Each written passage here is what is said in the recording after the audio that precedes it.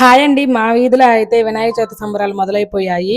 చూస్తున్నారు కదా! బొమ్మనైతే తెస్తుంటే డీజే పెట్టారు. పిల్లలందరూ అయితే డాన్స్ ఆడుకుంటున్నారింకా.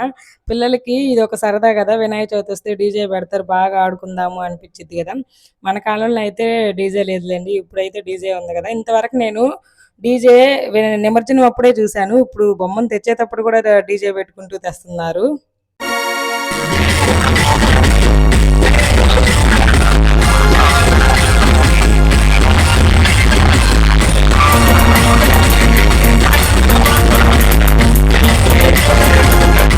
ఇక్కడైతే క్రేన్‌తో బొమ్మనైతే స్టేజ్ మీద పెట్టేస్తున్నారనమాట వినాయకుని విగ్రహాన్ని.